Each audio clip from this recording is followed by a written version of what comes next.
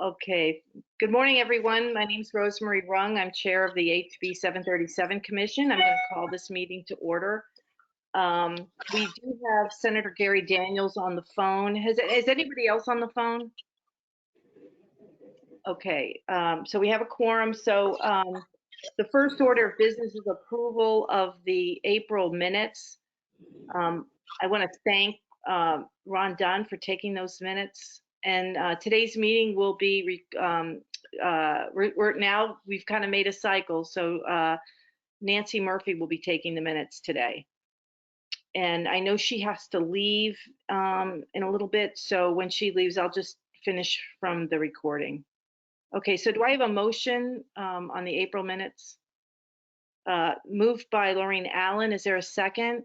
Second by Ron Dunn. Are there any corrections, additions to the minutes? Mr. Wimsatt? Yeah, I looked at them a little while back and I don't remember.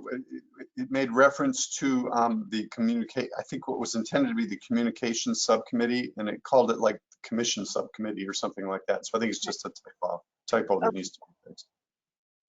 Okay. Okay, Ms. Mesmer? I don't see, maybe I missed it, so I apologize if I did. Was there an update from DES that they were providing for this last meeting? I thought we were going to see a written update from DES summary. Mr. Wimsatt, I don't recall. Did you send your written notes to Mr. Dunn or myself? Yeah, I did that, I think, on the same day of the meeting. Oh, okay. Okay, so I'll double check to make sure those are included, and I'll just have them inserted verbatim. I think they are in the minutes that I reviewed. Oh, okay. It should be. So I had a question. I had asked for the offsite, outside the CD area estimate on wells that were contaminated to be included in that. So I don't see that here. I'm not sure that I provided that. I can certainly get that information together for this month's minutes. Okay. All right. Anything else?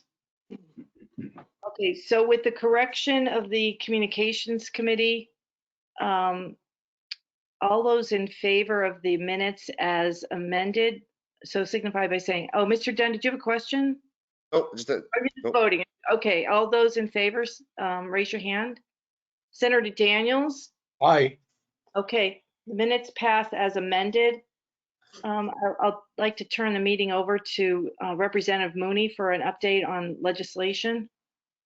Thank you, Madam Chair, and good morning, members. We have 4 bills that have had a high level of excitement in the process just recently. So the bills I'm going to highlight this legislative update are House Bill 478, House Bill 1547, House Bill 1546, and House Bill 1185. So I'm going to start first with House Bill 478. You may recall that was the bill that would extend Saint-Gobain paying for filters and operation and maintenance in wells 4 and 5 beyond the year 2025. That bill, just as a refresher, passed through the House. It did have its hearing in the Senate, and the ultimate decision in the Senate was interim study. So that bill has an interim study recommendation. And correct me if I'm wrong, Senator Daniels, but I believe by the fall, as it is in the House, a recommendation has to be given on the bill, whether or not it's recommended for future legislation or not. So more to come on that. Interim study is really not the end of the line, as some may think, but that was the ultimate decision made by the Senate on House Bill 478. Okay, House Bill 1547. That bill, you may recall, was my soil bill with some extraordinary co-sponsors here on the line as well. And including Representative Rung and Senator Daniels. The bill we worked on very closely with DES and also originated from activists here in Merrimack. And the bill originally was to set standards on soil. It was amended in the House in order to allow a study by the USGC to take place due this fall, and then let the commissioner of DES make those recommendations on soil. So that bill, is a refresher, passed through the House, no problem. That bill also passed through the Senate, no problem. However, the Senate put on an amendment to the bill. And as a summary of the amendment, it's rather large. So we're happy about that. What the amendment does is it amends the PFAS Remediation Loan Fund grants section just slightly. It also allows DES to establish rebate programs to assist impacted private well users with water treatment or connection to public water systems. And here's the big part, it adds $25 million to the PFAS Remediation Loan Fund. This amendment passed through the full Senate. The House has requested a committee of conference that has yet to be determined, the date and the time. That's going to be it's Monday morning at 9 o'clock. Monday morning at 9 o'clock.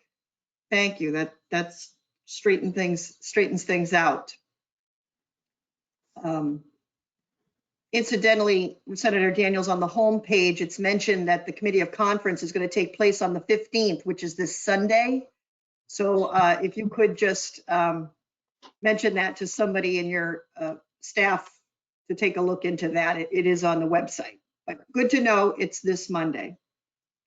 So getting back to this committee of conference, several have asked me who are on the committee of conference, what's the committee of conference all about? And what I know is that through others, I'm told, that the House Finance Chairman wants to know where the money's coming from. So that's all I know. But I'm not anticipating any issue with regards to that. Again, it's a very friendly amendment, and that's what I know. So more on that to come. All right, moving on, House Bill 1546. This was Representative Boyd's bill related to air emissions. The Senate did make an amendment to it. It did pass through the House. The Senate now has made an amendment to it, which was concurred in the House yesterday. And the amendment would put the authority in the commissioner of DES and also rely on existing definitions of PFAS as opposed to altering any. So House Bill 1546 should be well on its way to the governor's desk after yesterday's concurrence in the House. And then that leads to House Bill 1185, Representative Rung's bill that went through a little bit of drama, to say the least, in getting through. There was a mix-up on an amendment, which I know she'll want to expound on, that was cleared up. And that bill and its amendment from the Senate side was concurred on by the House. So it's well on its way, despite some very serious bumps in between. So Representative Rung, if you just want to give a description there, since you know it best, of your ordeal. It aged me, Representative Mooney, because during the public hearing at the House members had a concern about the inclusion of residential waste. And this is a bill that is enabling legislation that would allow municipalities to regulate PFAS coming into their wastewater treatment plants. And they could fine people, and they could keep the fines if that was what they wanted to do. So during the public hearing, I got an amendment to exclude residential waste, only keeping septage that's coming in from commercial industrial sources, plus anyone on a sewer system. And but prior to that, I did have another amendment that I brought to the public hearing, which corrected some clerical mistakes that were in the original bill. So when I handed out that amendment, it was superseded by the amendment that was requested by the committee members. They were very happy with the new amendment. They passed it, and then it went on the House consent calendar. That passed. Now it goes to the Senate, and I attend the public hearing. Everything seems to go smoothly. And then I learned the following week that the committee had voted to ITL it. And I really didn't understand why. And I reached out to the senators, about how this bill is important and what issues did they have. And Senator Waters and Senator Daniels came back with some questions. And I realized from the questions they were asking that they didn't have the bill as it passed the House. And I went back and did some research, and it turned out that the amendment that excluded residential waste, that amendment number was not included in the committee file, in the bill file. The old amendment, just the clerical one, was included. So it created, thank goodness Senator Daniels and Senator Waters, especially Senator Daniels' email, because up until that point, I had no indication that they weren't looking at the bill as the committee passed. So thankfully, the Senate overturned the ITL on the floor. They introduced a floor amendment. I think Senator Avar did that, which is actually the bill as we thought we passed in the House. And but since it was a change from the official House bill, it had to be concurred, and which it did. So that's on its way to the governor. So all's well that ends well. But there's a lesson here. Don't assume that a bill that's on consent, that's amended, I'm always going to be checking that amendment number to make sure it's the correct one. Sorry for the long speech on that.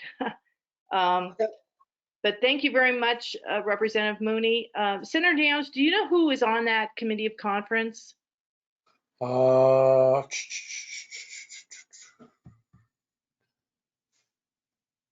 Yes, give me a minute. Okay, that's all right. It might be worthwhile for us to, recommend our colleagues. Which committee of conference you talking about? It's for 1547. I have it. I have it in front of me. It's Senators Daniels, Bradley, and Waters. Okay. Do you know who the representatives are on that? Yes, on 1547, they are Representatives Pearl, Aaron, Bixby, and Emmerich. Okay. I'll reach out to those in my caucus to, make sure that they understand the bill, and we are ready to concur, right? It's really just the funding piece, correct? Okay. All right. Look, does anyone have any questions for Representative Mooney? Ms. Mesmer? Yeah, thanks for mentioning the well rebate program, and maybe perhaps you or Mr. Wimsatt can confirm this, but it's my understanding that you don't qualify for a rebate unless your water exceeds the state standards. Is that correct?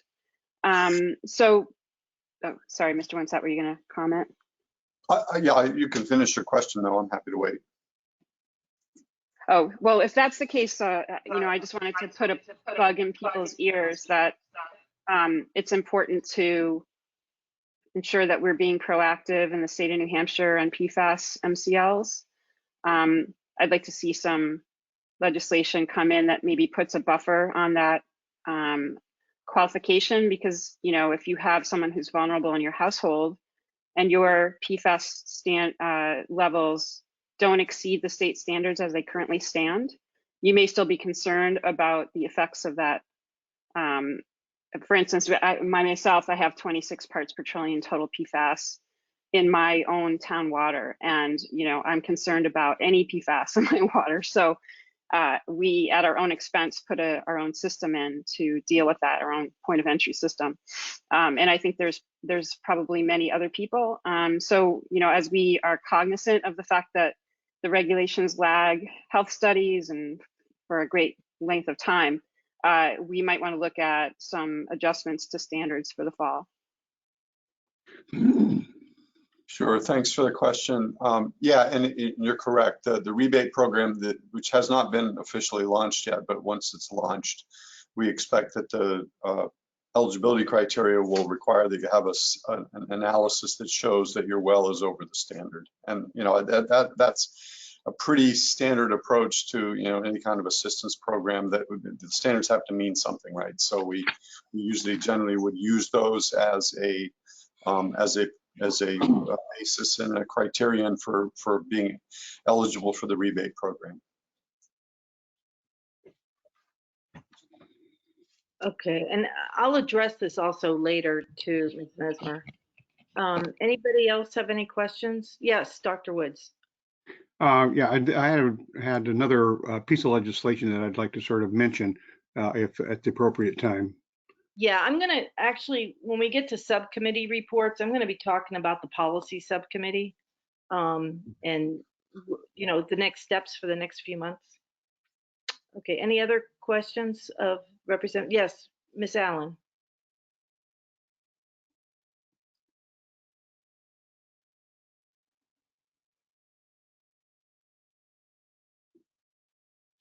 There we go.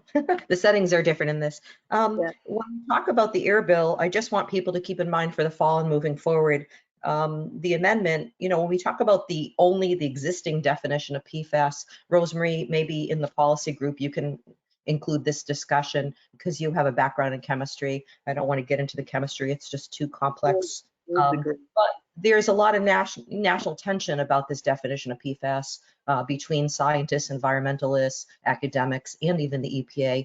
And what's troublesome is if we follow, and we have to follow, and the representation that we have, I encourage you to really start following what the EPA is doing and where they're going here in the terms of definition.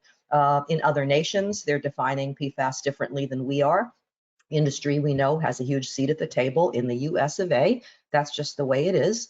But the troubling thing for here in Saint-Gobain is if we look at their practice of PTFE is Teflon, the polyfluorimers are at this point really being overlooked. The federal government is not challenging that from industry right now. So it is going to be up to the states to protect ourselves. And this is not just a big environmental woo-woo issue. This is absolutely pertinent to here because we have this active industry presence, and what they've pivoted to and what they use and continue to use is in a category that at this point is exempt from a lot of the reporting, and it's exempt from the definition of PFAS as we know it. Many of their production lines, that does not mean it's safer, it does not mean we're okay, and that doesn't mean the pollution stopped. It means that industry is pretty powerful and has deep pockets. They're a step ahead.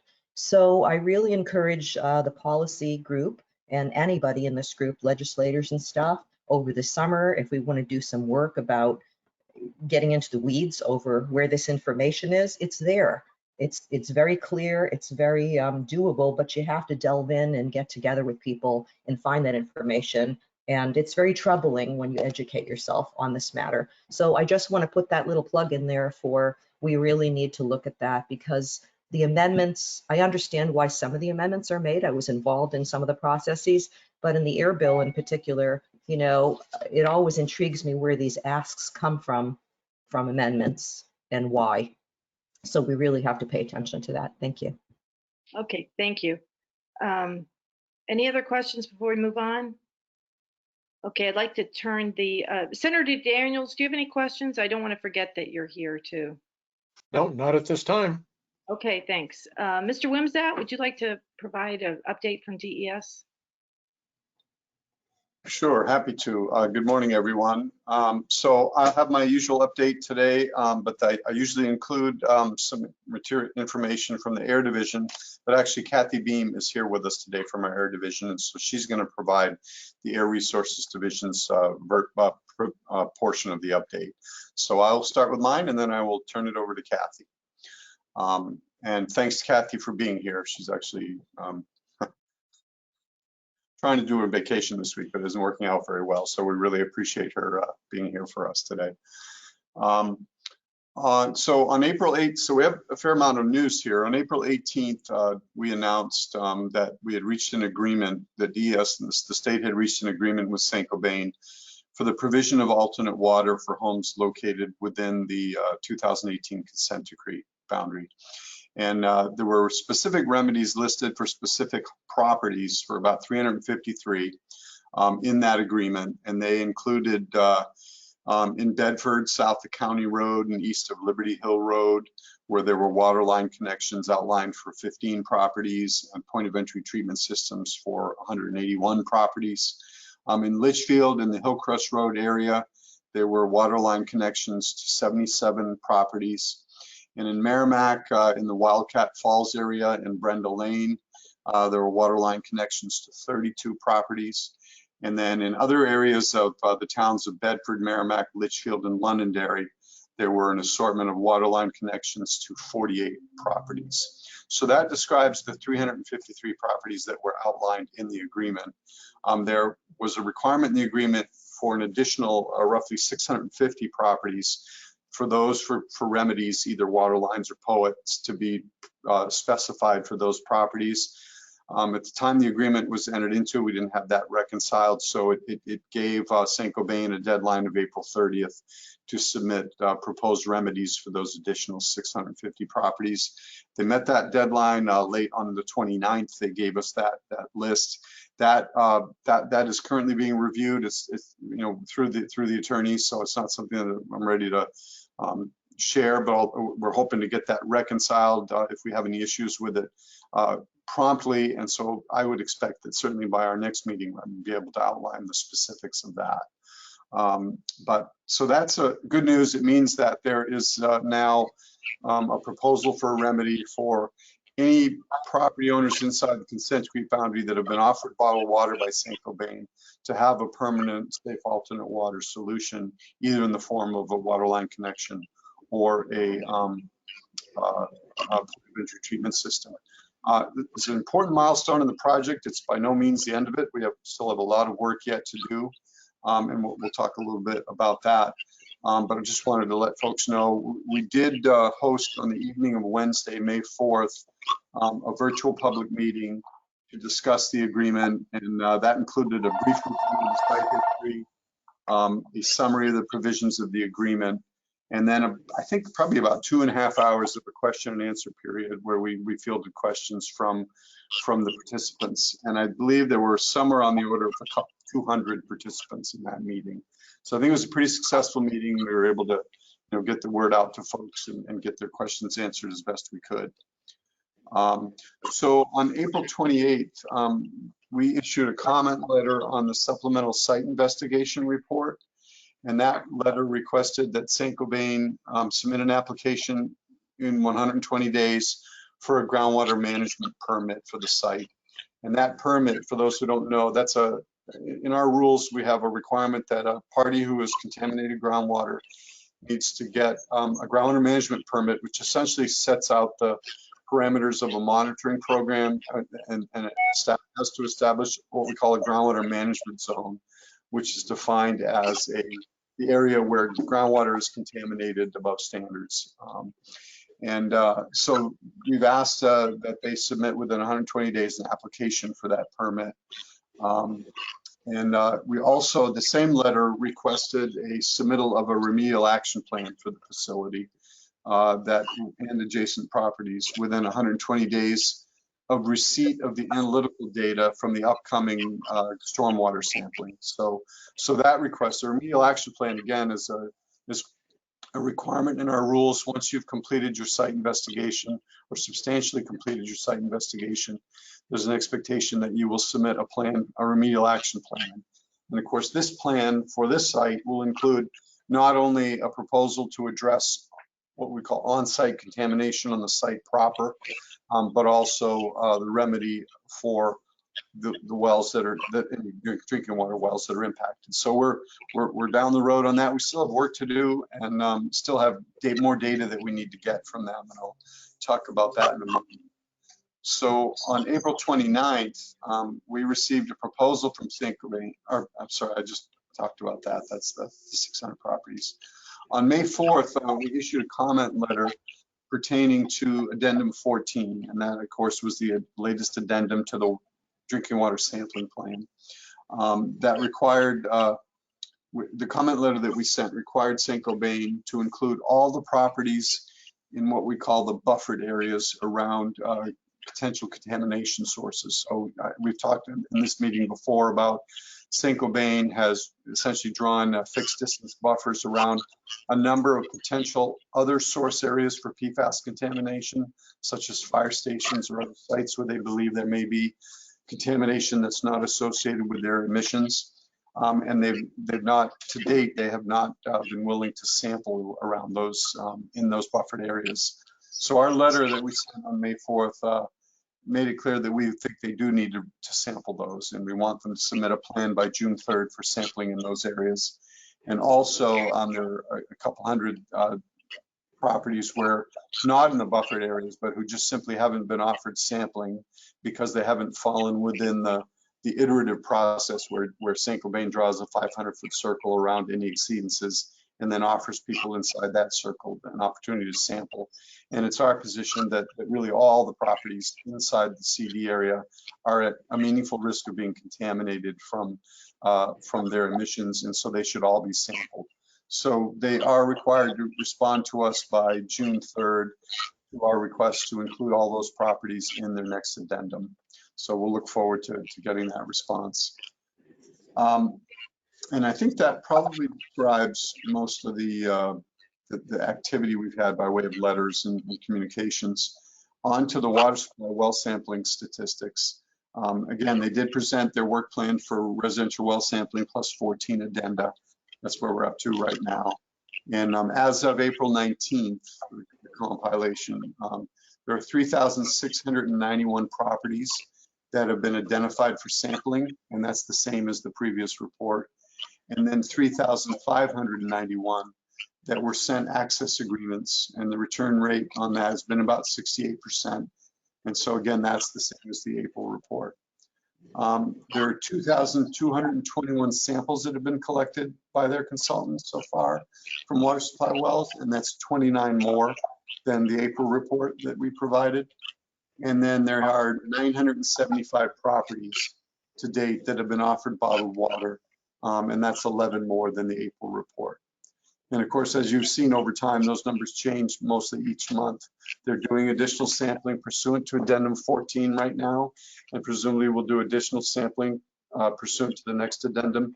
So those numbers will keep changing, but those are as of the 19th of April, that's what the numbers look like. And then as far as their site investigation goes, we do still need them to conduct stormwater sampling, and the timing of that will be dependent upon rain events and safety concerns along the Merrimack River, but we expect that to happen soon. And then again, as I mentioned before, the remedial action plan is due to DES 120 days after Saint-Gobain's consultant receives the analytical results from the stormwater sampling. And that's my update. And I'm happy to answer any questions, but also to turn it over to Kathy for an update on the air resources issues. Okay, before we move on to Ms. Beam, Ms. Murphy, did you have a question? I did. Thank you. Thank you. I'm just wondering if on that virtual meeting, I think it was the May 4th one, just wondering, because I know a couple of people that were on that call raised the issue about the challenges getting water. Do you know, Mr. Wimsatt, what the follow-up has been? I know it seems to be up and down, but people are suggesting it's a really long time to get their water. So just wondering what actions DES has taken with Saint-Gobain around that. Yeah, this is and one more thing, and then I won't interrupt. And can I just make sure that I get the notes so I can include them in the meeting notes later? Well, of course. Thank you. Absolutely. Thank you. Yeah, and as to your first question, we do communicate every weekly, sometimes daily with Saint-Gobain regarding concerns about bottled water delivery. It continues to be an area of concern. The vendor has been very challenged to be timely with their deliveries, and it's something we've expressed concern with Saint-Gobain. What we have what ends up happening, it's not a great solution, but when we get someone saying, hey, I've been waiting for water, I'm running out of water, in many cases, St. Cobain will actually have Golder, their consultant, go out and purchase water and bring water to them that day. So that has been happening. That's not to say everybody's getting their water deliveries when they want them, and this is an area of continued concern. I think a lot of this is related to the vendors, Monadnock's ability to keep truck drivers going and keep up with all the customers. It's not a great situation. The good news is if we get these permanent solutions in place, the problems with that will be temporary, because we'll no longer have people getting delivered bottled water. Instead, they'll either have a water line connection or a point of entry treatment system installed. Thank you. Any other questions for Mr. Yes, Mr. Dunn.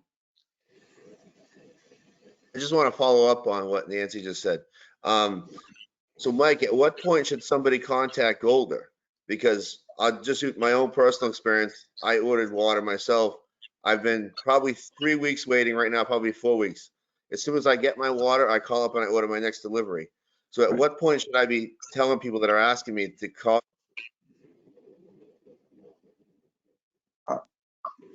Your audio just broke, Mr. Ron. I'm sorry. I just wondered, how long should they be waiting to call you? Well, I think what I would encourage is if you have requested a water delivery and you're not getting it timely and you are concerned that you're going to run out, you can call St. Cobain directly. I don't think they have anyone calling Golder directly, but you can call St. Cobain. If you don't get a response promptly, you can call Jeff Martz, and in many cases, when this has happened, Jeff has then immediately reached out to St. Cobain, and then they get to Golder, and then a delivery gets made. It's obviously not an efficient or desirable way to have this done, but that's what ends up happening in some cases. Just some people that don't have a lot of storage space are getting frustrated. I'm sure. No, we're very aware there's a lot of frustration. Thank you. Any other? Yes, Ms. Mesmer. Mike, did I miss your total of the wells located outside the CD area that are impacted? No, I didn't provide it. I will get that number and I will provide that to Nancy with my minutes or with my written update, and I can CC you as well, so you have that. Thank you. You're welcome. Ms. Allen? The 353 in agreement, Mike, 181 are poets. Do I have that right? Yeah, I think that's right. That's just for the first 350 that were identified. That's correct. We don't know how many of the next 650 have poets. I mean, you do probably, but you can't share that. Could you just give us a sense of why such a high number in poets? Because I think that would cut costs down dramatically to St. Cobain, but I'm kind of bothered by that as a permanent solution. And people expressed concerns, a couple of people on the May 4th call, about if they test at 12 or below for PFOA, all of a sudden, hey, they don't have to be maintained by St. Cobain in the future. So, my ideal would be that everybody should be hooked up so they can be professionally, remediated and professionally maintained. I'm just bothered about those poets. What's the reason for so many of them? Because that's like half, more than Sure. half.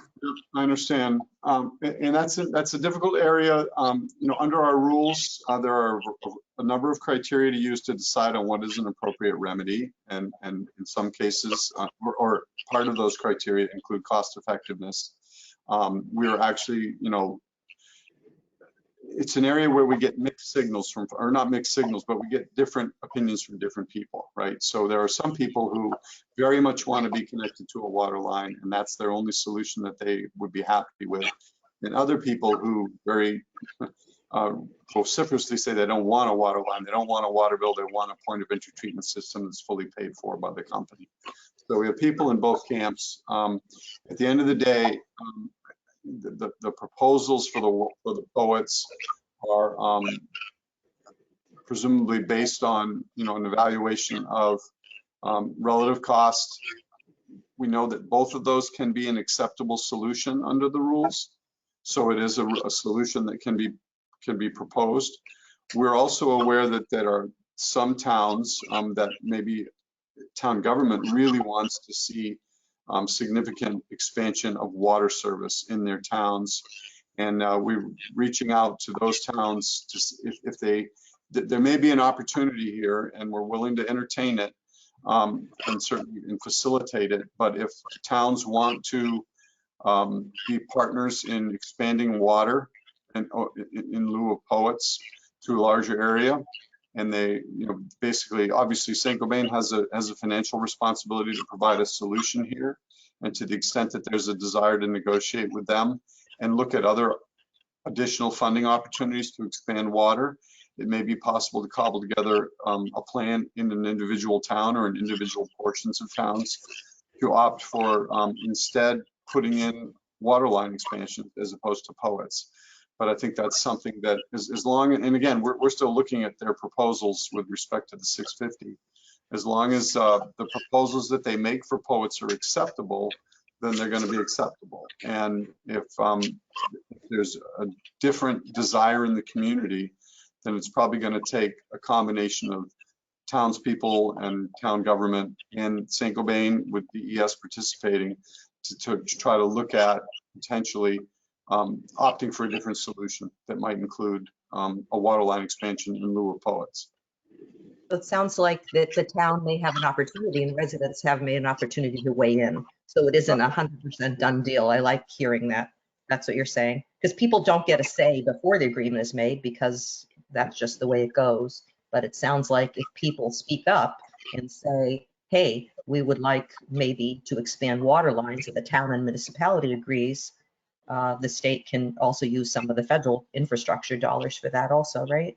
Right, we're prepared absolutely to participate in those discussions. I don't want to conflate that with that, us using authority under the law to compel Saint-Gobain to do that, because that's not the same thing.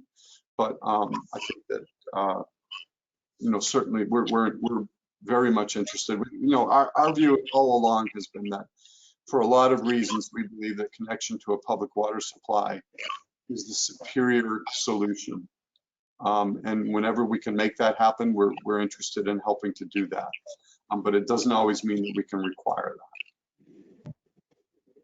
Ms. Murphy? Oh, thank you. Just a couple of questions for Mr. Wimsatt. When you said that cost effectiveness is a consideration, cost effectiveness to whom? To Saint-Gobain or to the impacted well owners? That was my first question. I mean, whose cost are we worried about? Is DES worried about the cost of Saint-Gobain, or is it to the private well owners? And the second question is, when you talk about being DES reaching out potentially to towns and being parties, if Saint-Gobain is the polluter, why, and the community impacted well owners want the connection to public water, why would the town then be responsible? Why is Saint-Gobain not being responsible for that, especially as connection to public water supply is the we know the better option? Well, again, to the extent, at some level, there's more than one option available to a responsible party for providing safe alternate water. The two main options are connection to a water system or installment of a point of entry treatment system. So that is a viable option under the rules. And the reason I say the town would need to get involved is because in order, let's say in the abstract here, if a responsible party proposes to provide poets as a solution and it's approvable under the rules, then they would have, if they do that, they would have satisfied the requirement under the rules.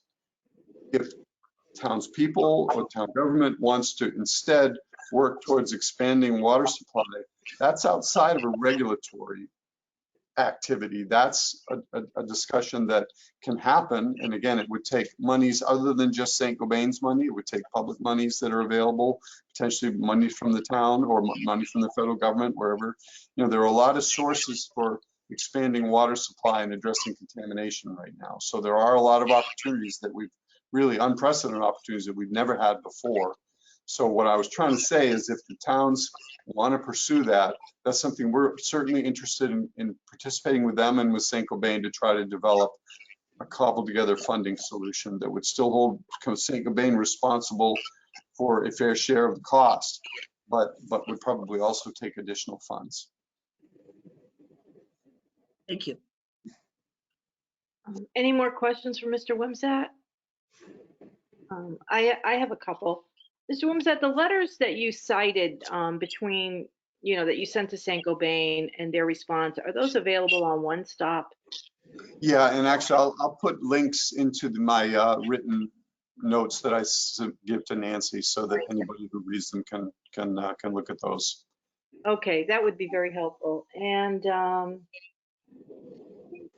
that's it for right now. Oh, one other thing, and I'm sure this is an experience shared by other people in the towns, is we get calls, and I send some of them your way from people. I think it would be more efficient if we could access a database or a spreadsheet of all these people who've had wells contaminated, if they're inside or outside the CD. Because some of these answers, I think we could answer ourselves without having to forward them to you. Is it possible, or is that data on One Stop where we can access an up-to-date listing of affected homes? I will check with Jeff to see what data in its, like an Excel spreadsheet is available on One Stop. I mean, this is an area that's difficult for us because we also want to be respectful of people's privacy, and making broadly available their specific data and their specific address and their names is something we try to avoid doing. It's a difficult area. Obviously, people want to know as much as they can possibly know until it's about them, and then they don't want their information to be known to everyone else. So it's a hard area, but I'll touch base with Jeff and figure out what that might be. Okay, thank you. Ms. Mesmer? I just want to follow up on that. So all the data is available on the PFAS GIS map. So you can click on that and see the results. If you want to go through by hand, all of the analytical reports, I believe, at least for inside the CD area, are on One Stop as well. So it's very arduous, of course, but it's all there. Their name, the letters sent to them, and their PFAS levels. So it's all public information in piecemeal, which I'm sure DES has in some other form that uploads it to the map, but it is available publicly. It's just that it's not in a user-friendly fashion. Right. Well, and it's good. I'm glad you raised that, Mindy, because if you look on the map, you can go down in and you can take a look, and if you want to do a little homework, you can kind of figure out where things are. But we've purposely not made it so that you can just scroll in and say, this is John Smith's house at 10, Rayburn Drive, and these are his numbers. That we purposely not made it easy to do that, because we're trying to be in the interest in realizing we're collecting data and we have a responsibility to make that data available to the public. We're also trying to balance that with being respectful of people's privacy. So it's a very difficult issue for us. Okay, any other questions or comments?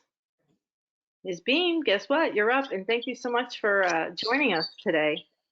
Yes, thank you so much for having me today, and thank you to the commission. It's been a few months since I've been here, so I thought perhaps I'd do a quick, sort of a chronology of events to put us all on the same page.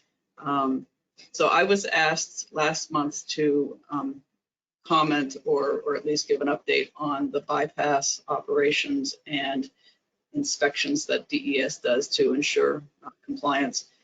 And I really have to just mention that because it's an enforcement case, there's a limit to how much I can get into for details, but I can sort of give you an overview.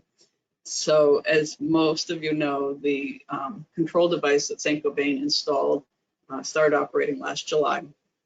And they were required under their permit to do an air stack test to verify its operation. And that was done in September. In September, while we were there, we noticed that a bypass stack that had been installed, it's a typical emergency type situation that is there for protection of workers and the control equipment and the process. But we issued a letter of deficiency in November because it wasn't addressed in their permit and the impacts weren't evaluated. during the original permitting process. So that LOD requested, among other things, the frequency that it was used, the purpose for it, a monitoring plan from St. Gobain regarding both monitoring of the RTO, which is the control device, and monitoring of how often they use the bypass and under what scenarios, and monitoring maintenance, all those types of aspects. And then an application to amend the permit, the temporary permit that they're currently operating under for the RTO. So they submitted all of that information back in December when it was due. And what we ended up doing is going out, both a high level senior compliance inspector and myself went out in January to do an inspection at the facility. And the purpose was really to verify the records that were kept on site, the operating conditions of both the RTO and the bypass, the supporting documentation, so to speak, for the reports that came in for the letter deficiency. We also, under the review of the application itself, requested a more robust monitoring plan. The RTO plan that was submitted was really just about the RTO because that was from the vendor, but the bypass and the header bringing all of the emissions to the RTO were constructed by St. Gobain. So it was requested that the monitoring plan address both sides of that. So they submitted the monitoring plan. They submitted additional records to support the report that they'd submitted for the LOD, records that we requested after the inspection in January. We've been reviewing all of that. We also received, so in April, we requested an update to the records. So we requested all of the same information we requested at the inspection in January, and they submitted that. And it appears that those records are reflective of the new monitoring plan that they submitted, but that's more robust. So at this point, we're preparing a draft permit based on the information, the application, the monitoring, the records. We believe we have sufficient information to begin that process of drafting a permit that would address the operation of the bypass. We've also, on May 6th, issued a final approval letter, which I just realized is not up on One Stop, but will be, approving the stack test from last September and the results from it. Just so the commissioner is aware, the stack test was conducted using a method that EPA came out with about a year or two ago. It required sampling for an analysis of 50 PFAS compounds, both going into the RTO and out of the RTO. The results of the compliance test that St. Gobain and their contractor BAR conducted showed that they have, of the 50 PFAS compounds going to the RTO, they're about 17 pounds a year of emissions, and coming out of the control device, they're around 2 pounds per year of all of the 50 compounds. They're also able to demonstrate that they are in compliance with their permit condition for PFOA and PFOS for the pounds per year limits that are in their permit. And we're intending to include 2 more PFAS compounds and their limitations in the revised permit because the AGQSs became effective between the time that the permit was issued and today. And they're able to show compliance with those compounds as well, given the stack test results. What else? The stack test also looked at hydrogen fluoride coming from the RTO, and its levels are not high enough to require a control device for hydrogen fluoride. In fact, they're very low, and they support both the initial analysis during the permitting process as well as the material balance that St. Gobain was required to do. So that's three ways that they've identified hydrogen fluoride emissions and able to demonstrate compliance with our state air toxics rule. So the next step is I'm working on drafting the permit. We will be providing a public comment period. That's a typical next step in the permitting process. We'll be scheduling a hearing because I anticipate interest in a public hearing on the topic, but I don't have a given date for that. That's just the next steps. I think that pretty much covers my update, but I'd be happy to take questions. Okay, does anyone have, Ms. Allen? You have 2 additional compounds you said that they're going to look at. What are those 2 additional? So as you know, the AGQS for PFOA and PFOS was reduced when the House bill, and I can't remember the actual name of it, but anyway, we got the 4 PFAS compounds that have ambient groundwater quality standards. So it's PFOA, PFOS, PFNA, and PFHXS. So the limitations in the permit in pounds per year post-control will be reflective of those. And actually, the way that those limits in the permit are established is not based on the actual AGQS. It's actually based on the detection level for water testing.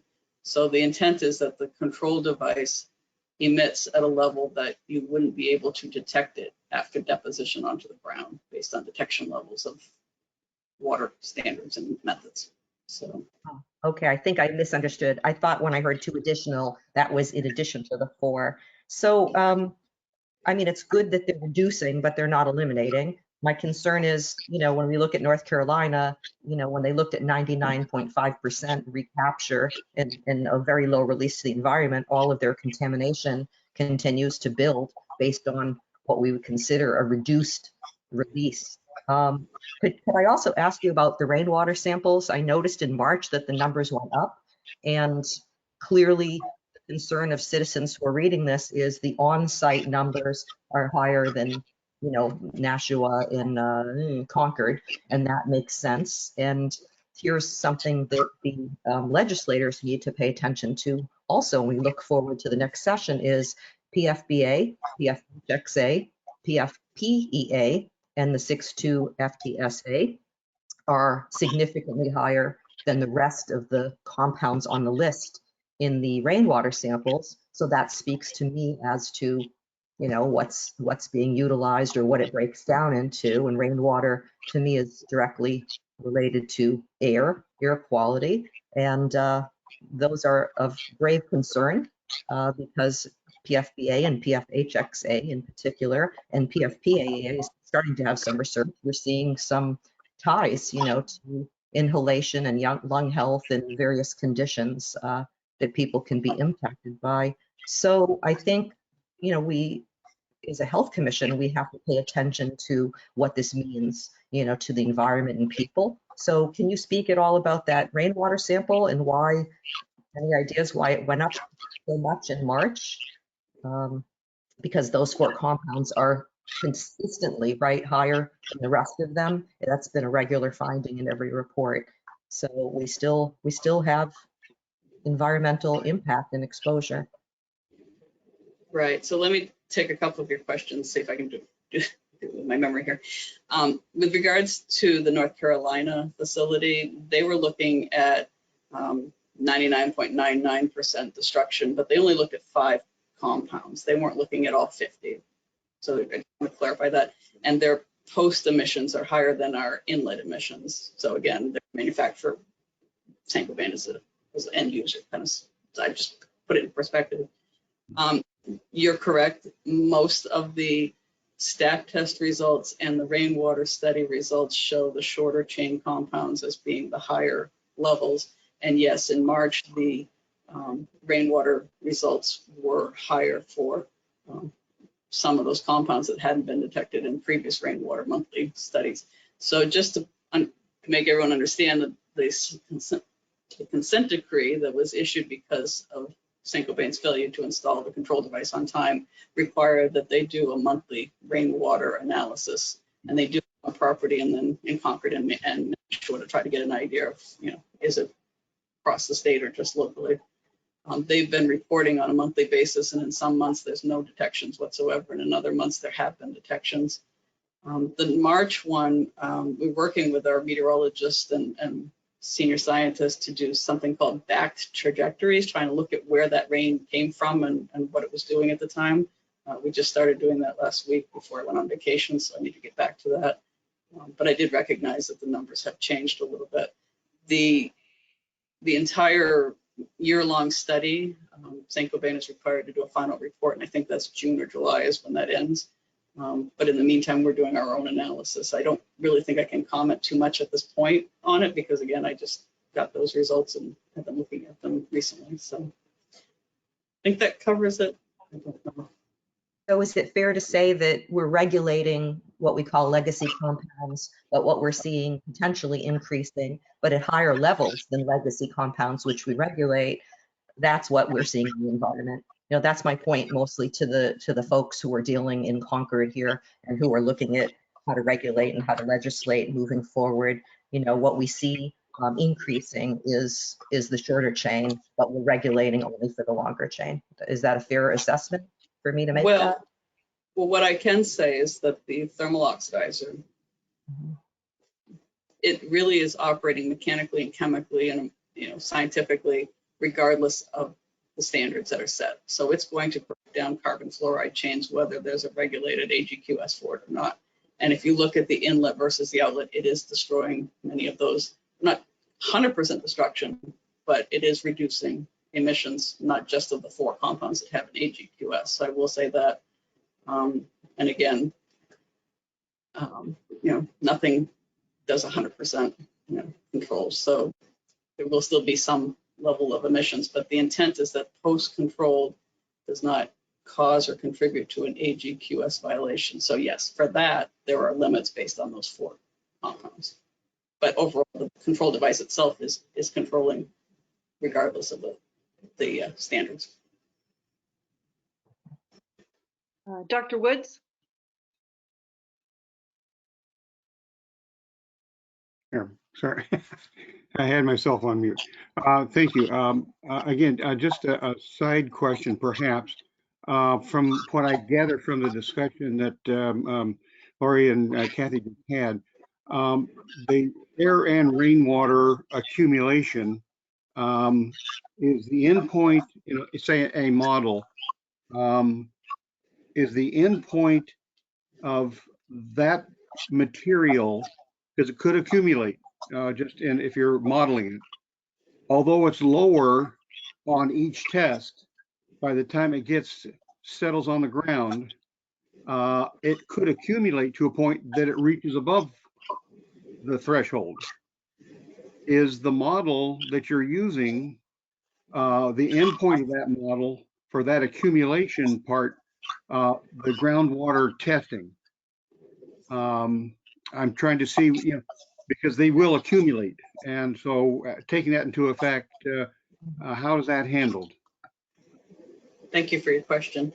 So the model that we're using to predict how much is going to deposit on the ground is an air model. It looks at 5 years worth of meteorological conditions, and it looks at the emission rates that are coming from the facility based on the stack test, and it predicts how much is going to land on the ground. What the analysis that took that to detection levels in water is less of a model and more of just a direct calculation. So if you've got so many grams of a particular compound landing in a square meter, and you have so much rainwater that infiltrates the ground in Merrimack, that becomes a concentration, and that's compared to the detection level of a water test concentration. I recognize that there would be some accumulation. Again, I'm not going to an AGQS level of 12 parts per trillion. I'm looking at detection levels at all. So I'm trying to put that buffer in there for that. And again, this is based off from the current law that says they have to put on controls, and after controls, they can't cause or contribute. Yeah. So the models could still be refined, shall we say. Thank you. Ms. Murphy? Thank you, Ms. Beam. I just have a question. You had mentioned that the HF is not high enough to require the control device. How is that monitored? And what's the criteria? At what point does that become a requirement? Right. Thank you. So there were 3 different ways that they predicted what their hydrogen fluoride emissions would be. Before it was built, they did it based on how much PFAS they believed would be going in to create the hydrogen fluoride, and based on hydrogen fluoride testing of the stacks back in 2018. And then we also put a pretty conservative estimate on what EPA had told us for possible PFAS that were there that weren't being quantified by the regular method. And at that time, they were about 80% of the ambient air limits that the state has established based on scientific studies and whatnot, hydrogen fluoride. In 2021, they did a material balance that was based off from the consent decree requirements, where they had to analyze their raw materials for PFAS compounds and do an analysis as if all of that PFAS got converted to hydrogen fluoride. Again, those emission levels were even lower than the overestimate that I believe was done for the 2020 evaluation, and they were well below the ambient air limits. And then this year, or September of last year, when they did the stack test, they actually measured hydrogen fluoride using an EPA-approved method coming out of the stack. And again, those emissions were significantly low enough to not trigger the requirements under our air toxics rule. The permit requires an annual stack test to verify PFAS, but also hydrogen fluoride. So every time that they do a stack test, they would then evaluate this. But again, if the emissions are, at these low levels, they would not trigger. Any other? Okay. Any other, Ms. Mesmer? Oh, you're on mute.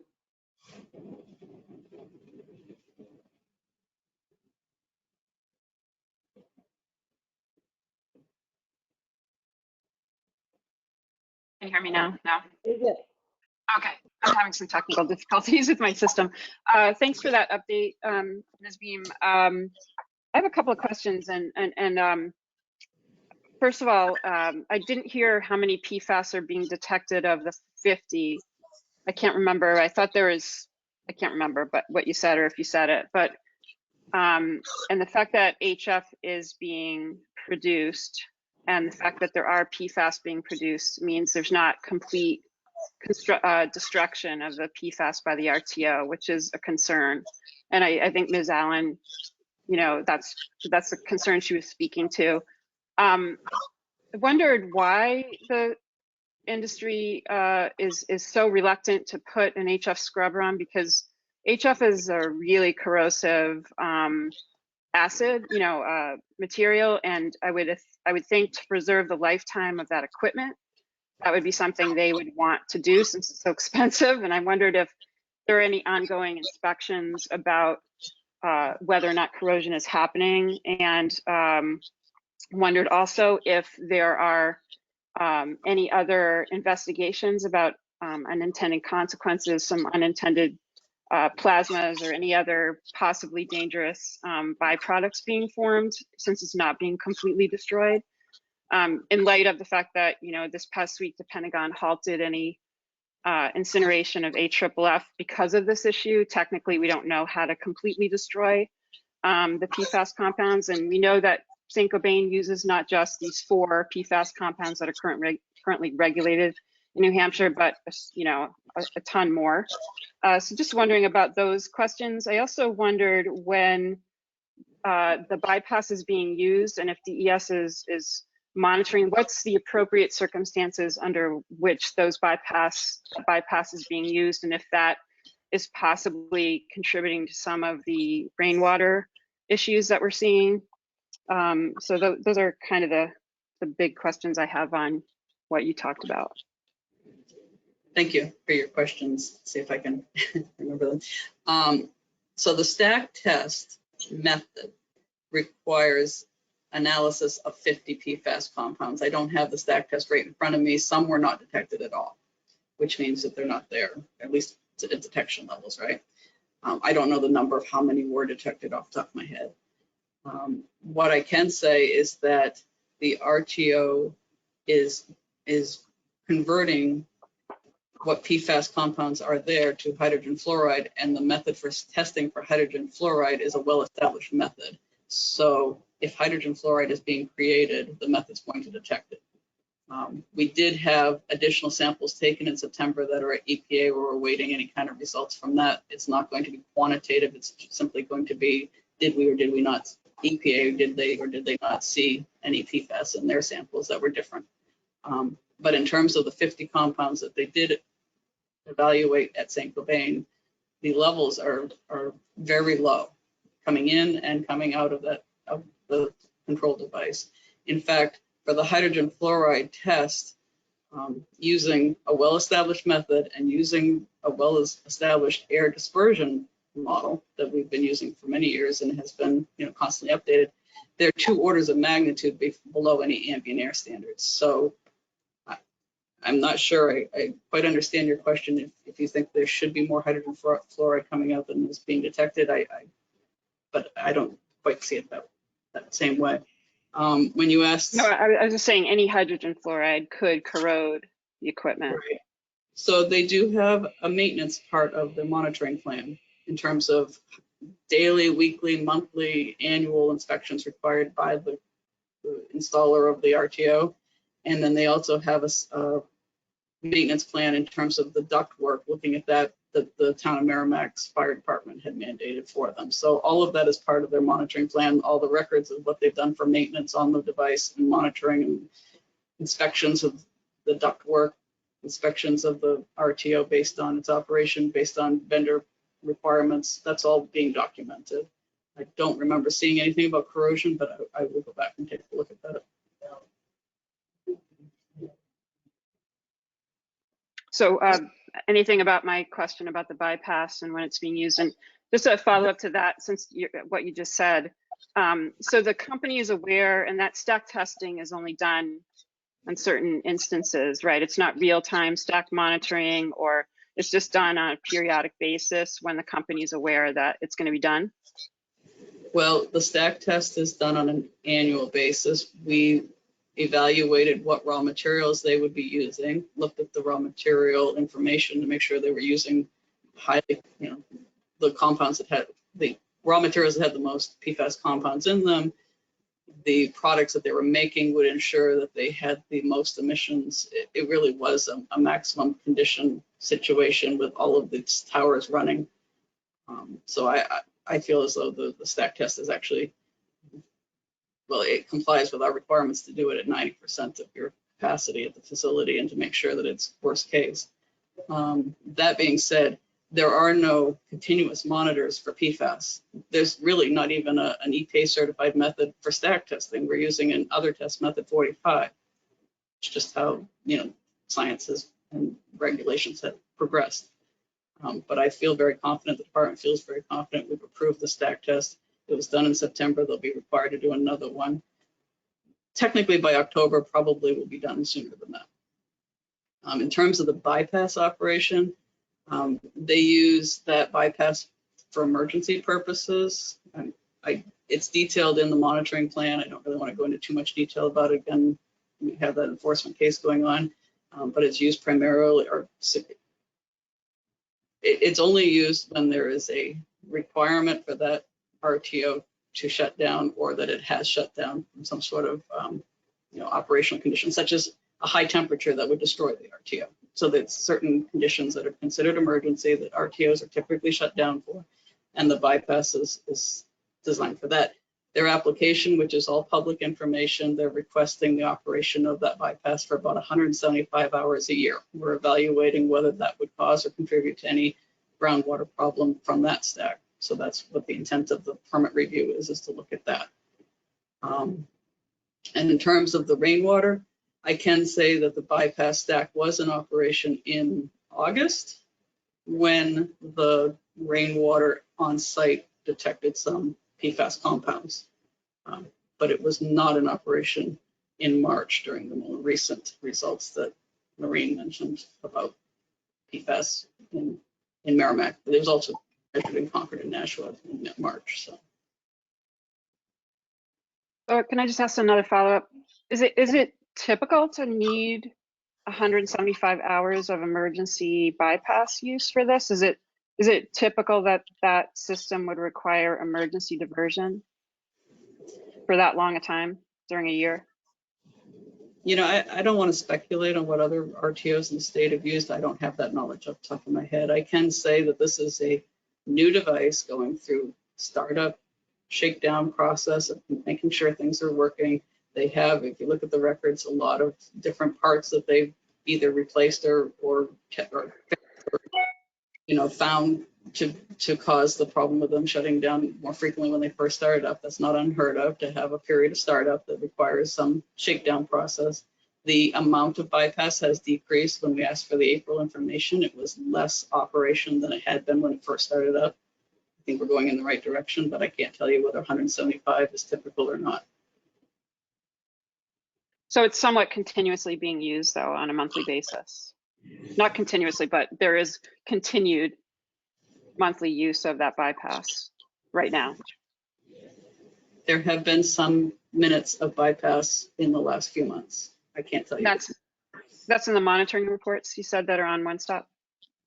Well, yeah, actually, I was looking at it this morning and I had uploaded information when the LOD was issued and they responded in January. When we went out and did the inspection, I don't believe I uploaded everything that we got after that. I will have to go back and take care of that in the next couple of days. So I can send all of that in the summary with Mr. Wimsett's summary. Okay. Any other questions for Dean? I have a couple. Ms. Dean, when you were talking about the mass balance, that's on total fluorine. So total fluorine going in, that's among those 50 PFAS compounds, and then going out, it would be total fluorine, which would be HF plus, I forget how many pounds you said of PFAS that are escaping the RTO. Well, mind if I correct you for a minute? Okay. So the material balance was designed to have them analyze their raw materials and then assume that anything that was in there that was fluorinated would come out as hydrogen fluoride.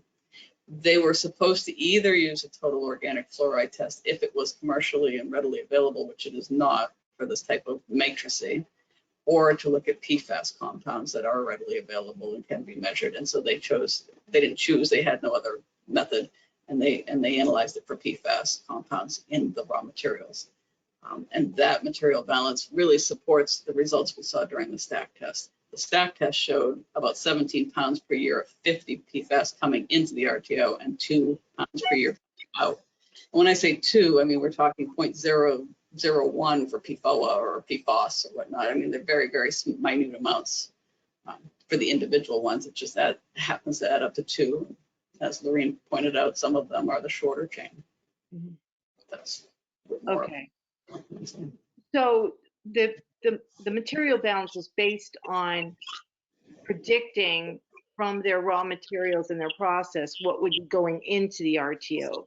But we don't, is there an ability to test exactly what is going into the RTO, or is it a calculation based on their process and their raw materials? The material balance was a calculation, what was going to go in, and then assuming it all converted to hydrogen fluoride coming out. The stack test was measuring PFAS coming in and measuring PFAS coming out. Oh, okay. All right. And then I have another question. I mean, one of the issues in Merrimack is PFBA and that it's breaking through the filters. Has Dr. Vitale been following up on any toxicology or health studies done on PFBA? I mean, do you happen to know where the science is on that? Because it seems as though that the use of that is, I'm kind of assuming from everything that's been said is that there is a higher rate or higher use of PFBA in the process, or at least as a byproduct. And I'm just wondering if that is a PFAS that needs to be looked at for further regulation. But I don't know of any documented health studies that would drive an MCL for PFBA. I guess I'm wondering, I mean, where's the science on that? Are you aware? I don't know, Mike, do you know anything about that? I have not been keeping up with water standards. Yeah, I'm not, I know that I don't know specifically, and I can certainly check with John and have him report back. I know that as a general rule, the smaller chain PFAS tend to, when we do have information about their potential health effects, endpoints, and the way that they are, accumulated in the body, they tend to end up being considered, to the extent that we have information, to have very much higher recommended drinking water standards, or just because of the fact that they don't accumulate as much in the body, and because of their specific health endpoints. But with respect to PFBA specifically, I don't know the answer to that, but I'm certainly happy to check in with John and report back about that, about what we know. And Mr. Wimsatt, when you do have that conversation with him, if there has been, a lot of advancement in the understanding of the health impacts, if he wants to get on a future agenda to update us on that, that would be great. Sure. And then one more question, Ms. Beam. Have you done a top analysis on the rainwater? A what analysis? Just a top analysis? So all of the analyses that have been done so far have been conducted by Eurofins for Saint-Gobain as part of their consent decree. So no, there has not been a cost analysis. Okay. All right. Anybody else before we move on? All right. Thank you very much, Ms. Beam. Thank you, Mr. Wimsatt, for your report. I got a call this morning from Abby Rogers, who intended to report on behalf of Dr. Bush, who's away. And unfortunately, she and her family are sick with COVID. So she actually forwarded me her report, and I'm just going to read it, and then I'll forward it to the commission and to Ms. Murphy for the minutes. But I want to read it just because this is a public meeting. So as far as PFAS outreach education initiatives, DHHS launched an updated website on May 3rd. The new website includes a dedicated page for PFAS with resources from both state and federal partners such as NHDES and ATSDR. And then the Nurse Practitioner Conference on April 8th. DES EHP connected with Peg DiTullio about supporting her efforts to educate nurse practitioners about PFAS. DPHS partners and community members were invited to participate in planning and conducting the presentation. The agencies will continue to work with stakeholders to advance provider understanding of matters relating to environmental health, I guess. Merrimack Cancer Investigation. DHHS continues to convene the Cancer Concern Review Team to look at cancer data more closely to determine the focus for next steps in the investigation into the excess of kidney cancer observed in Merrimack. The review team has completed the assessment phase of the investigation and is currently preparing a report summarizing the department's data analysis and recommendations for next steps, including the feasibility of conducting an epidemiological study.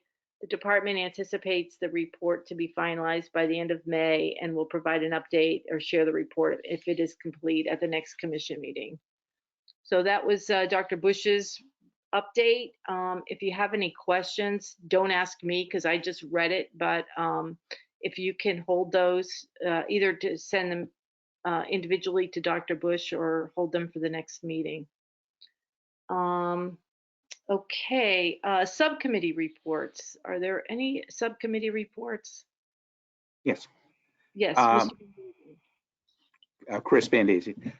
We had a environmental subcommittee meeting last Friday, and I have to apologize to Ms. Mesmer because I thought she was no longer on the committee, but we will make sure she's involved in future meetings. We looked at several things. One area that probably Joe or Mike could speak more knowledgeably to is the status of the soil study that is ongoing.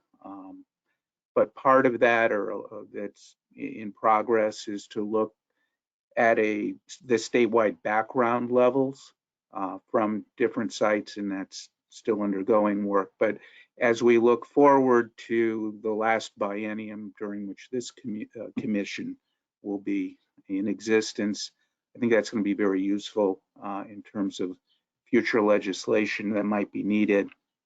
And one of the sites that is being studied is one with biosolids. I can't recall whether it's on the site or near the site, but I think that will give us some very good information. And it segued into one of our objectives this year is to begin looking at agricultural products and sort of compounding contamination, groundwater contamination of products that are brought onto site. And obviously that caused some significant issues in Maine. Anecdotally, I can say that people are still concerned about home gardening, perhaps in ways that can be addressed, whether it's by the Department of Agriculture or the County Extension Service. Certainly there are areas that should be avoided, but there are also common ways that people in areas of contamination deal with it, either by raised beds or water barrels, or there are known ways that home gardeners can avoid problems. And we're now entering our 6th growing season since we were aware of the St. Gobain contamination, and I think homeowners and home gardeners can be given some guidance. Obviously those stakeholders are not part of this commission, but we ought to be looking to other agencies to bring that work at least to some kind of public attention. Mike had mentioned that the NEMOA presentations are available online. So that's potentially a huge area of study. Personally, looking for the information, there may be a difference between what a member and a non-member can access. So I wasn't successful post-meeting, but I will try again. Maybe it was too soon. But I would definitely recommend that we all take a look at that information. And then lastly, I had mentioned and said I would follow up on a homeowner who did a private test, which I knew was positive, that I didn't see on the GIS map. The Goldner bi-monthly reports do have a list of data from other sources. They're identified as data from other sources. So I know that at least some private testing companies are reporting the information. That actually happened to be a site that was reported. It just wasn't on the GIS map. And so I sort of plowed through that data, and there were a couple of other data from other sources that were not on the map, but it was very low number of the 51 that I looked at. A large number of people from Merrimack, Londonderry, comprise the data from other sources contributors. That's sort of logical historically, since they're looking at it more recently, but it's all within the GMZ. And there's a fairly high correlation between data reported from other sources and adjacent properties not having had tests done. And I'm not quite sure why the reason is. It's a correlation. I can't say that there's a causal relationship. Certainly there are other properties in proximity to those properties which might also prompt another test. But I think that's filling in those gaps as we go forward is very important for monitoring, as well as to get a complete picture of where we have groundwater contamination.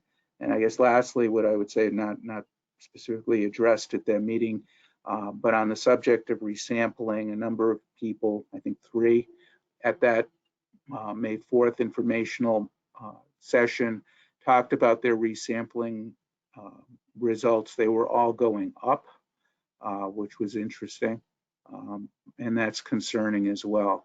And it may be a self-selected population who were concerned enough to stay online and ask questions, but there's definitely a need for getting a thorough data set to make sure, among other things, that we do resampling where it's needed. So that is it for my update. Thank you, Mr. Badazian. Are there any questions from the members?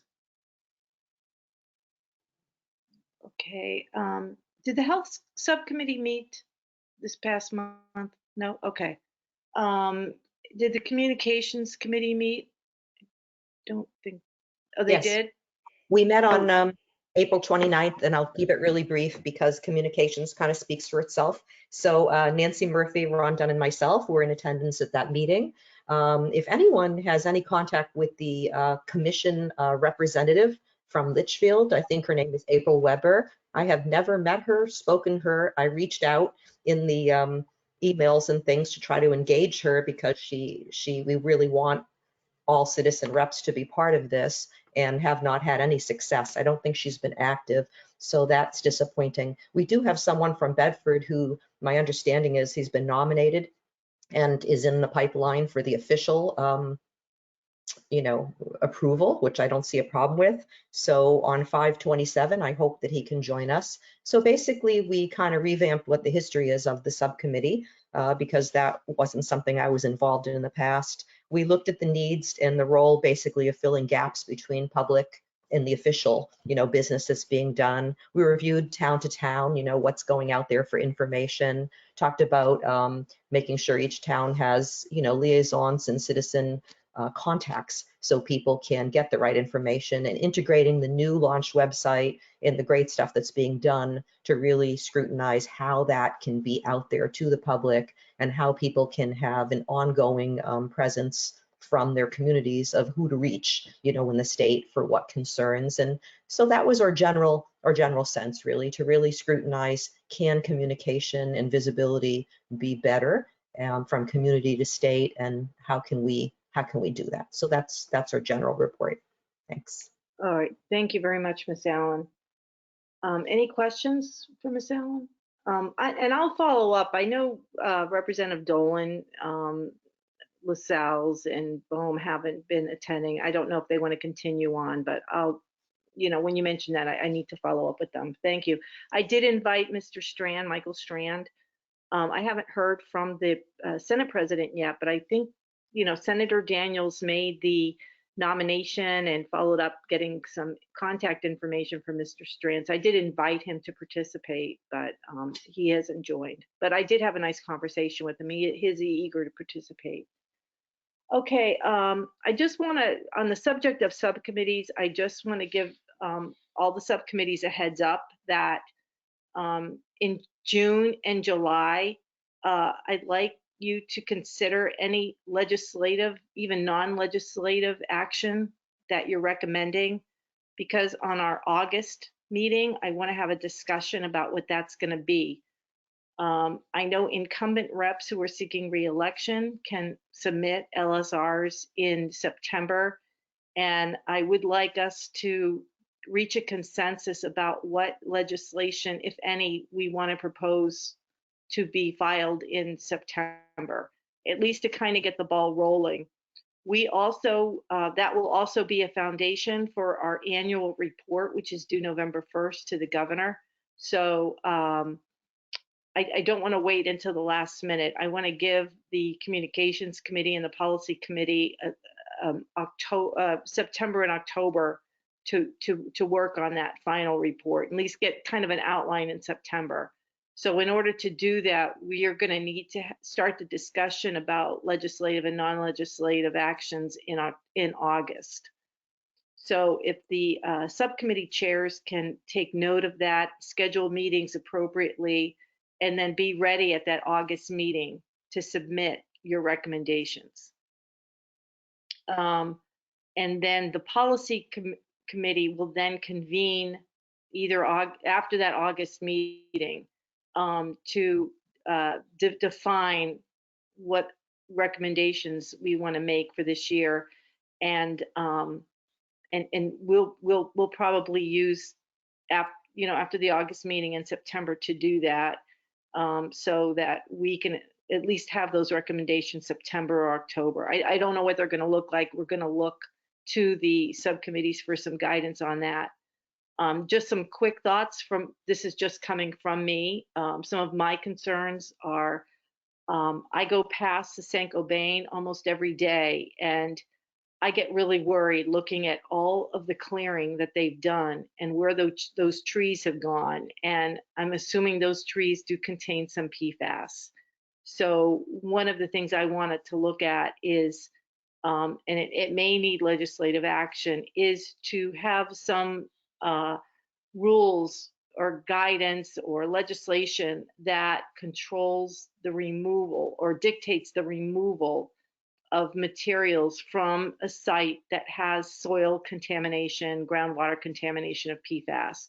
Because if that material has PFAS, and I think we do it for soil anyway, we don't want to cart it off to contaminate some other site. You know, we want to contain the PFAS to where the contamination, we don't want it to spread. So just the fact that all those trees have been taken away, I really have concern about that it's also taking PFAS to some other site.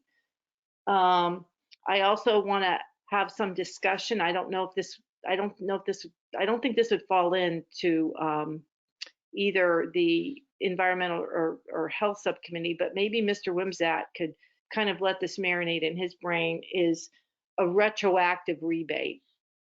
From the time that the consent decree was issued or even when the contamination was identified by DES, a lot of people went out and got poets at that time. And I think they got those as a result of the contamination. And I think that, I don't know if they are, but they should be eligible to get that investment refunded as people that are just getting poets now. I think they shouldn't have to absorb that cost because they acted early to protect their families. So that, yes, Mr. Wimsatt? Yeah, thank you for that. I guess there's an echo here. I'm not sure what that is. Yeah. Let me try. There, is that better? Yeah. Well, sorry about the echo. So the rebate program that we're looking to stand up that was approved by the Drinking Water Groundwater Trust Fund Advisory Commission does provide for a retroactive date back to September of 2019, which is when we set the current standards for under rule. Of course, it was eventually appealed and then it got delayed for a while, but our first rulemaking became effective September of 19. And right now the program has been improved for reimbursement of rebates for any systems that were put in after that September of 2019 date. And I do want to mention, just while we're on it, is that we did go back to the Trust Fund Advisory Commission to get an additional approval, which we just got this past Monday at the Advisory Commission's monthly meeting, for a rebate value. Originally, it was requested at $1,500, which likely would cover the cost of a POU system for anyone, even if it was installed by a vendor. But we reconsidered that and we went back and we've gotten approval to implement the rebate program for up to $5,000 for anybody who wants to put in either a POU or a POET system.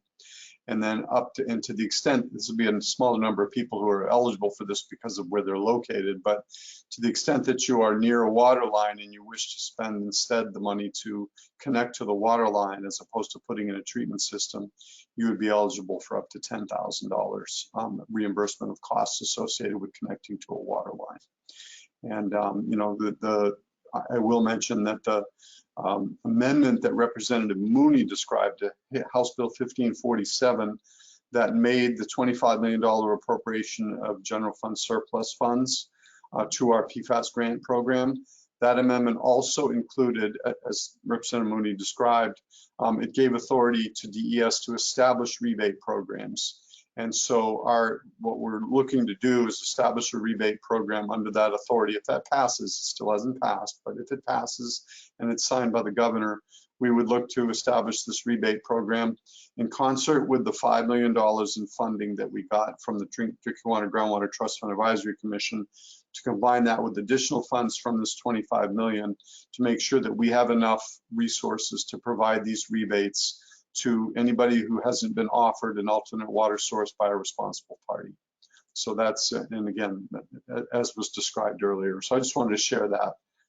I also wanted to go back to Chris's mention of the NUMOA website and the NUMOA PFAS Science Conference materials. I feel your pain, Chris. I struggled that the first time I tried to go and look at that, I had a hard time with it.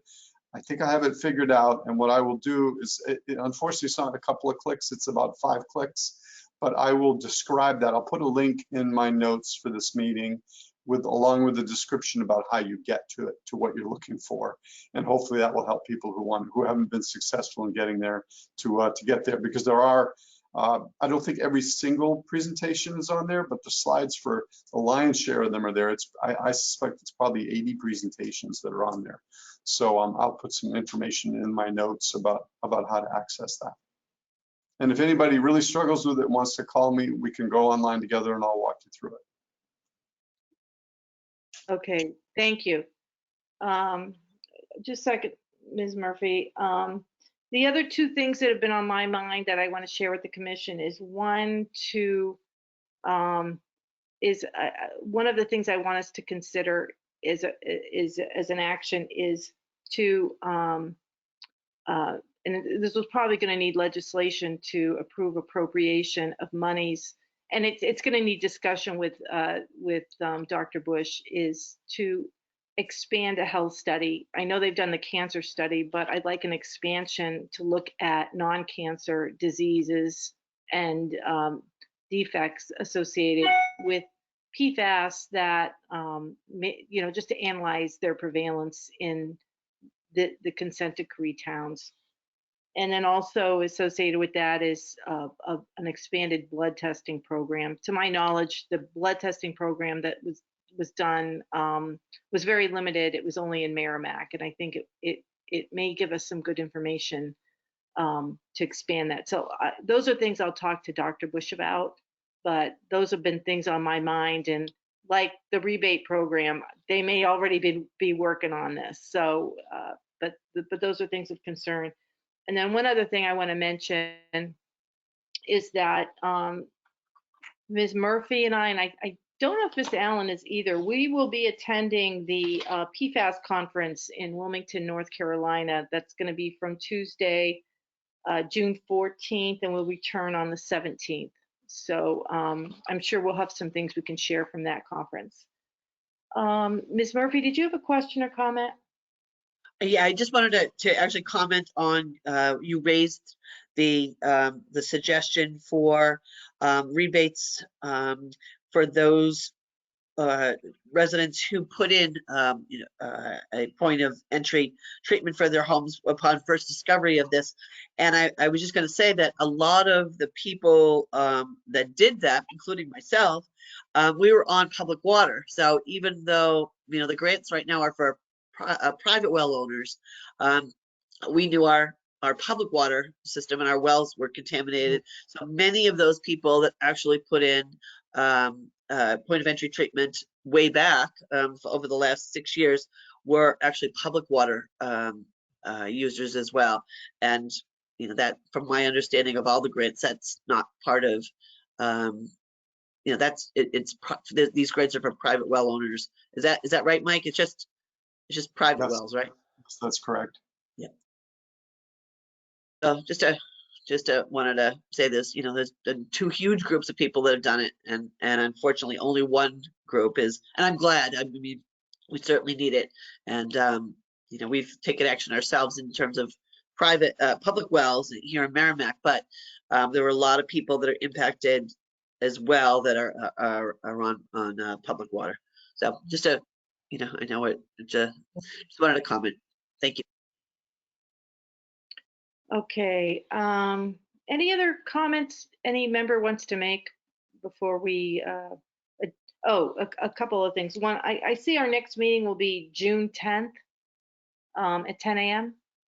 So if you can add that to your calendar. And then I know we've had public comments. We added that when we were meeting in person. And it kind of isn't really practical having it as part of this webinar. I think it's kind of a burden for the public to participate this way. So what I'd like to do is keep this as a standing agenda item but have it be an opportunity for those of us in our communities to bring forth concerns we've had. So if there is a member of the public who contacts you about something, a question, would be a good time to share that concern. Does that sound okay for everybody? Okay, great. So with that, I will entertain a motion to adjourn. So moved by, Mr. Wimsatt, are you motioning to Well, adjourn? I'm happy to make that motion, but before we act on it, I wanted to ask, I do have a conflict that I cannot resolve between 10 and noon on the 10th of June on Friday. So two solutions I could propose: to have someone fill in for me from the agency, or if we could start at 9, I could provide my update and field any questions between, before 10 o'clock. Okay. How about moving to 9? Does that work for everybody? We start at 9? All right.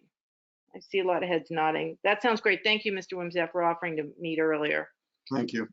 Okay, thank you. And then I assume you're going to go forth with the motion to adjourn. So Absolutely. we'll take that. Is there a Second. second? Ms. Murphy, seconds, all in favor, say aye. Aye. We're adjourned. Thanks, everybody. Enjoy the weekend. Thank you. Bye-bye. And thank you, Amy.